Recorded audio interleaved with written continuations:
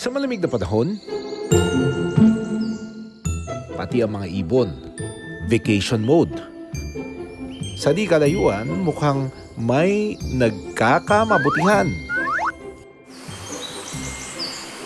Ang makukulay na ibon, paano nga ba natatagalan ang mahangin at malamig na panahon? Bukod sa mga ibon na nilalabanan ang malamig na umaga, may huni raw na kinatatakutan doon pagsapit ng gabi. Kung narinig yung tunog na yan, yung tunog daw na yan, dito sa lugar na to, ay kinatatakutan ng mga tao. Alright. Nandito tayo sa Tablas Island sa Romblon. At kilala itong Romblon sa mga mga marine biodiversity. Iba yung mundo sa ilalim, tahimik, peaceful, and then biglang bubulaga sa'yo. Napakagandang mga kulay sa ilalim ng tubig.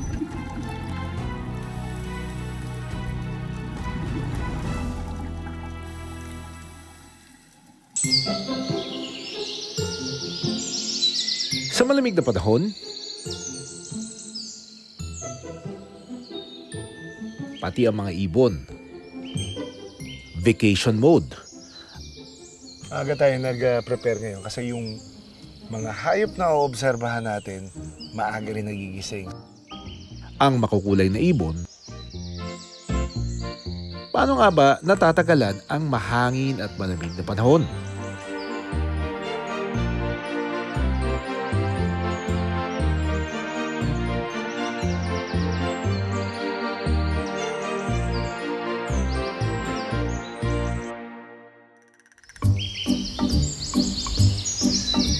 Malakas ang ihip ng hangin.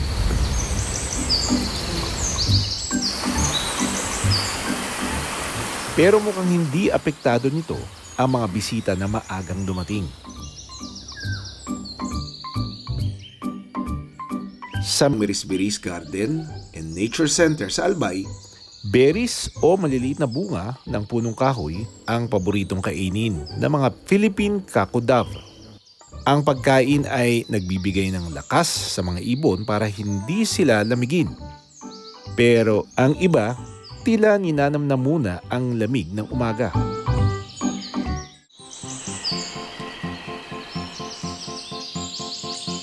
Ang black-chinned fruit dove nagpapatuyo ng basang balahibo. Samantalang ang Philippine Kakudave, iniiling naman niya ang kanyang katawan at inaayos ang balahibo gamit ang kanyang tuka.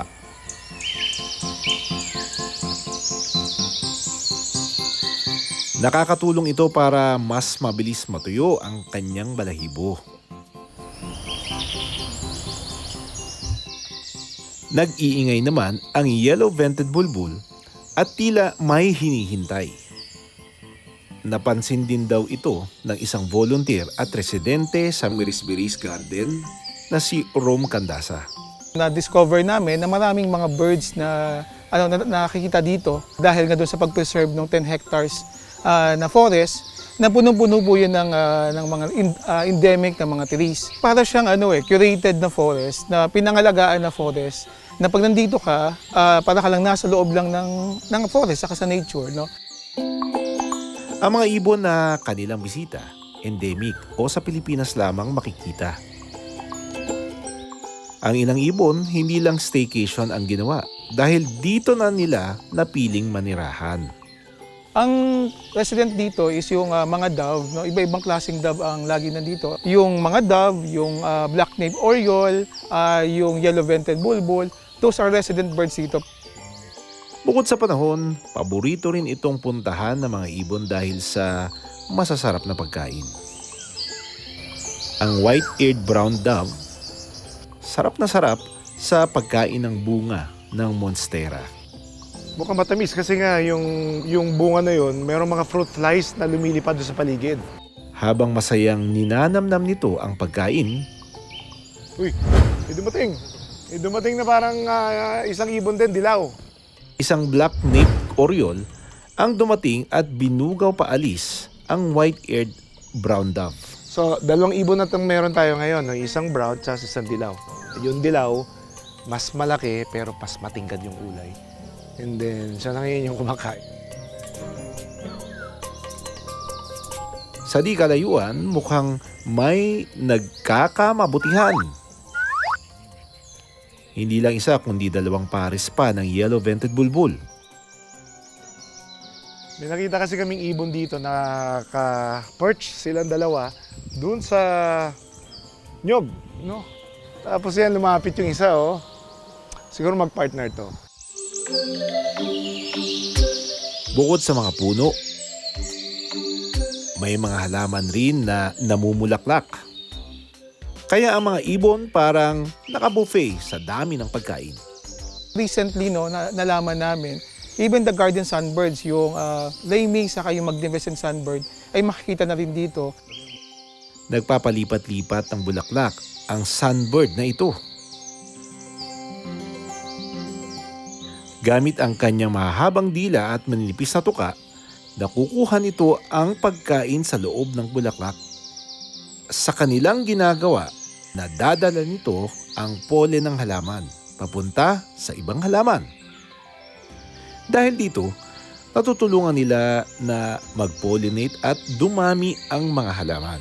Nanginginain din dito ng bunga ng mga halaman ang mga yellow-vented bulbul. Sa pamamagitan ng kanilang pagdumi ng buto, natutulungan rin nilang dumami ang halaman. Sa dami ng mga ibon na makikita dito, dinarayo ito ng kanilang wildlife photographer gaya ni Jojo Baldeo. This garden features maraming mga ibon that are endemic sa Pilipinas. So, yung yellow-vented bulbus are all around the place. And then, yung black-chinned fruit dove, which is something special for me. Base sa kanyang obserbasyon, ipiniliwanag niya rin kung bakit marami ang mga yellow-vented bulbul dito. Usually kasi, nandito yung feeding ground. And I think they are nesting here kasi you can see them in pairs. Merong mga food, both insects and fruits, and the source of water. Nearby, merong maliit na creek sa likod. Bukod sa mga ibon na nilalabanan ang malamig na umaga, may huni raw na kinatatakutan doon pagsapit ng gabi. Susubukan naming hanapin ito. So, narinig nyo yung tunog na yan? Yung tunog daw na yan, dito sa lugar na to, ay kinatatakutan ng mga tao. Sa aming paglalakad, nakasalubong namin ang iba pang buhay ilang na naninirahan dito. Naabutan namin na nakalambitin sa sanga ang isang vine snake. Hindi ito masyadong gumagalaw para makatipid ng kanyang enerhiya, lalo na at malamig ang panahon. Pero mukhang natakot ito at nagpakita agad ng striking pose. Maya-maya pa, nakarinig kami ng tila umiiyak na bata. Mukhang malapit na kami sa aming hinahanap. Pero mukhang ayaw pa nitong magpakita. So, matagal nating inabangan dito sa mga puno yung hinahanap natin eh. Kaso, hindi natin makita. Balikan na lang natin bukas ng umaga. Kinabukasan, bumalik kami ng madaling araw para hanapin ang tunog ng tila umiiyak na bata. Matapos ang halong isang magdamag na paghahanap rito, nahanap namin ito. Pero hindi bata ang aming nakita, kundi isang kwago, ang Philippine Eagle Owl. Sa mga probinsya gaya po ng Bicol, marami po kasi mga mythical creatures na pinaniniwalaan. So, itong owl, dahil hindi pa namin alam dati kung ano talaga yung huni na yon na parang batang umiiyak, napaghinalaan po siya ng mga lokal na isang tiyanak. Mayroon itong kulay tsokolate na balahibo at mahahabang pakpak. Makakapal rin ang kanyang balahibo na nagsisilbing pananggan nito sa lamig. ang kanyang mata kulay dilaw na mala night vision dahil nakakakita ito sa dilim. At matutulis rin ang kanyang kuko na ginagamit nito sa paghahanap ng pagkain. Endemic o sa Pilipinas lang ito matatagpuan. At ang pinaka-espesyal sa kanya, ang kakaiba nitong tunog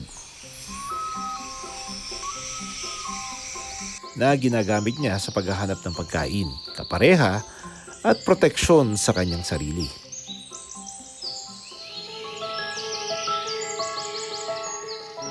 Hindi lang tao ang nilalamig sa panahon ng amihan.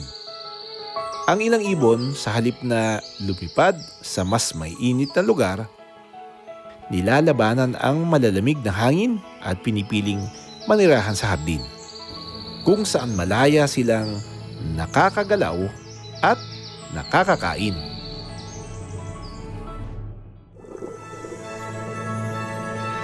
Nakakita ka na ba ng makukulay at mistulang candy sa ilalim ng dagat?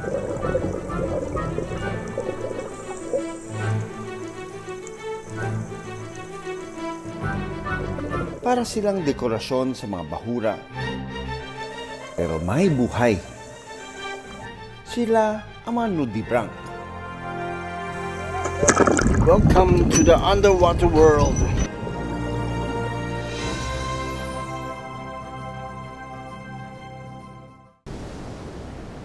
Sa isla ng Tablas, Romblon, may mga nilalang sa ilalim ng dagat na makukulay, cute at kakaiba ang hugis.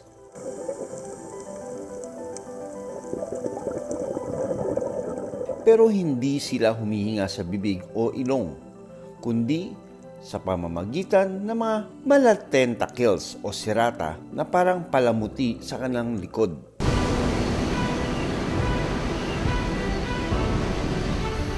Alright, we're going to dive today and nandito tayo sa Tablas Island sa Romblon. At kilala itong ang Romblon sa mga mga marine biodiversity nila dito.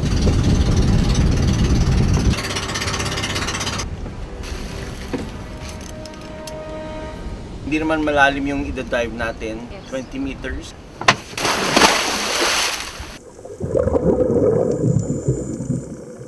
Ang mga bahura sa Tablas, Romblon, hindi lang mga isda ang aking nakita. Present din ang maliliit at makukulay na nilalang na gumagapang sa mga corals.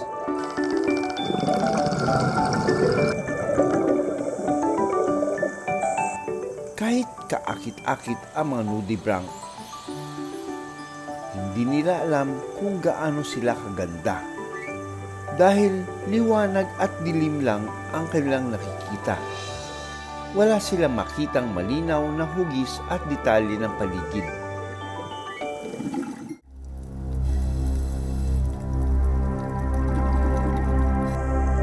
Ang nudibranch na aking naispatan, kalmadong nagsisiesta sa ilalim ng dagat. Parang sinasabi niyang relax lang.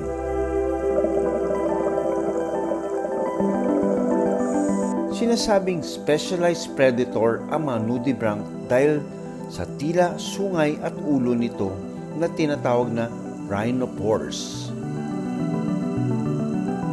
Ito ang nagsisilbi nilang pang-amoy sa dagat para makahanap ng pagkain at makaiwas sa panganib. Ganda ng dito, marine biodiversity. Ang dami. First dive, sana na-capture natin yung napaka-brilliant na mga colors sa mga nudibranch na ito. Active sila ngayon, kumakain. Kaya I'd say this is a good busy dive. Sa aking muling pagsisid sa karagatan ng Tablas, Romblon, iba't ibang uri ng yamang dagat ang aking nakita. Isa sa nakapukaw ng aking pansin, ang animoy marshmallow sa ibabaw ng mga bahura, ang puting nudibranch. Ang mga nudibranch may kakayahan na gayahin ang kulay ng kanilang kapaligiran para makapagtago sa mga kalaban gaya ng isda, kapwa nila nudibranch at iba pang laman dagat. Aakalain mong bahagi ito ng corals, pero dahang-dahang gumagalaw para maghanap ng pagkain. Paborito nitong pagkain ang mga sea anemones, corals, barnacles, at minsan pati ang kapwa nilang nudibranch. Mahirap palang magutom ito.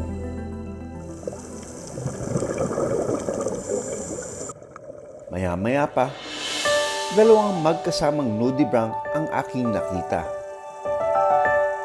Sweet na parang candy. Naabutan namin silang nagpaparami. Ang mga nudibranch ay hermaphrodite. Ibig sabihin, parehong itong may panlalaki at pambabae na reproductive organ. Pero hindi nila kayang magparami ng mag-isa. Kaya kailangan pa rin nilang magtagpo sa kapwa nila nudibranch. Dahil walang shell na proteksyon ang katawan, mas mabagal gumalaw ang mga ito. Maaaring tumagal ng ilang minuto hanggang 1 oras ang kanilang pagpaparami.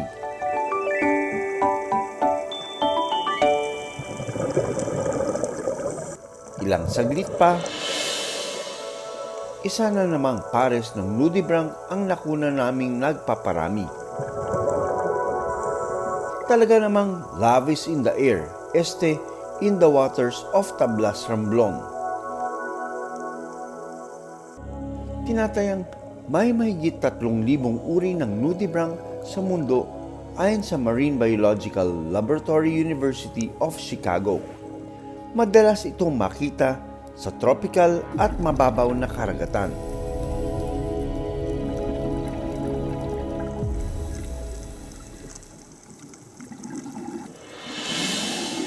Isang mahabang nudibranch naman ang dahang-dahang sumasayaw sa bahura. Halos nasa 6 na pulgada ang haba nito at kasing haba ng palad. Ang ilang nudibranch kaya namang umabot ng 12 pulgada ang haba. Pero mayroon ding mga uri na napakaliit, katulad ng berdeng nudibranch na ito na tahimik na nagpapahinga sa ilalim ng dagat.